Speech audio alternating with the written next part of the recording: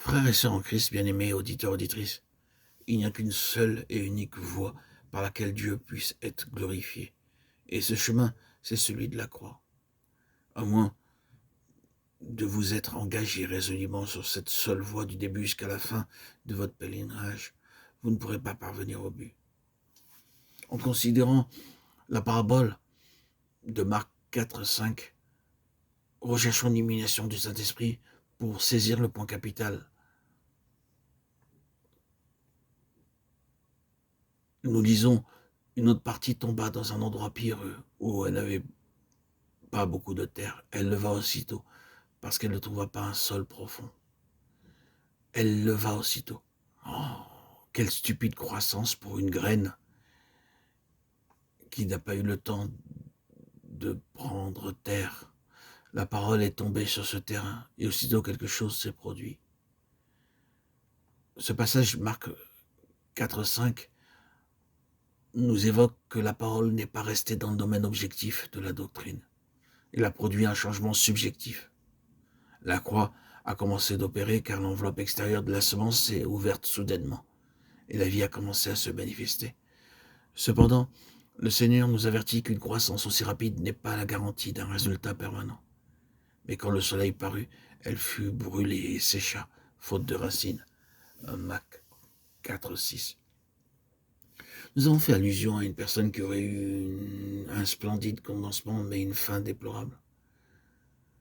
Combien prometteur était ce commencement, mais combien promptement les perspectives heureuses se sont estompées.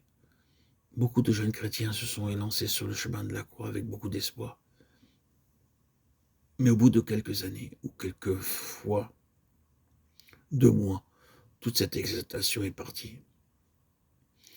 Il est bien difficile de déceler en eux un quelconque signe de vie. Le Seigneur ne se limite pas seulement à nous avertir par cette parabole, il explique la cause de ces problèmes. Les autres, pareillement, reçoivent la semence dans les endroits pierreux quand ils entendent la parole. Ils la reçoivent d'abord avec joie, mais n'ont pas de racines en eux-mêmes. Il manque de persistance, et dès que survient une tribulation ou une persécution à cause de la parole, ils y trouvent une occasion de chute. Marc 4, 16, 17. C'est à cause de la persécution et de la tribulation que survient la chute. Et remarquons que cette persécution et cette tribulation sont d'une espèce particulière. Elles surviennent à cause de la parole. C'est la conséquence inévitable de la réception de la parole du Seigneur. Celui qui accepte sa parole est confronté de manière inévitable aux difficultés.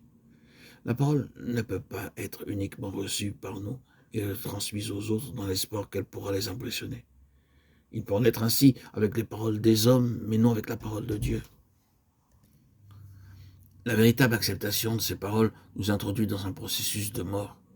Et à moins que ce processus n'aboutisse en nous, ce que nous avons reçu ne pourra être transmis par la vie aux autres. Il ne s'agit donc pas de collecter et de rassembler certains passages de l'Écriture pour pouvoir impressionner l'auditoire. Si nous essayons d'échapper à la tribulation et à la persécution à cause de la parole, nous n'aurons pas de message vivant à proclamer.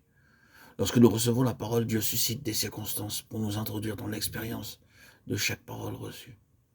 Par exemple, s'il s'agit de la patience, Dieu nous conduira dans des situations dans lesquelles la patience deviendra pour nous une urgente nécessité. S'il s'agit de l'amour fraternel, nous serons bien vite dans la possibilité de pouvoir progresser davantage, à moins d'expérimenter plus pleinement la communion fraternelle. Le fait d'entendre simplement la vérité et de la propager de nos lèvres ne prouve pas que nous ayons l'expérience de la parole que nous avons entendue. Ce n'est qu'en mettant à l'épreuve la puissance contenue dans cette vérité par la mise en pratique que nous pourrons la proclamer. Nous n'acquérons de manière permanente les valeurs de la parole que lorsque nous en payons le prix pour qu'elle devienne nôtre.